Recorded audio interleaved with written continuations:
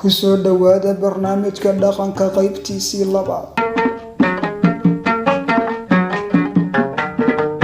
intiinii dhageysatay barnaamijka dhaqanka qaybtiisii koowaad waxaan kusoo qaadanay tilmaamihii lagu xulin jiray gashaantida Soomaaliyeed. haddaba barnaamijkan waxaan ku eegayaa tilmaamahaas mid ka mid ah oo ah quruxda ama bilicda. quruxda la iskuma raacsano oo qof walba si gaar ah ayuu u arkaa. haddii la isku raaci lahaa quruxda dadka oo dhan hal meel ayay isku layn lahaayeen. waana xigmad rabbaaniya in qof walba si gaar ah u arko quruxda.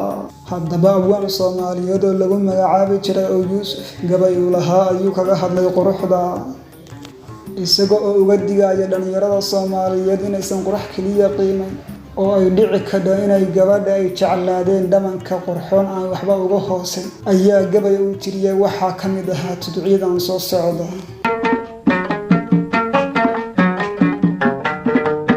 gaduud looma raaco haween gobolba wacayne, bidhaan gabi ka ladlaada waa lagu gulalmaaye, isu gaadhay gabadha dhahda meelunba go'aane.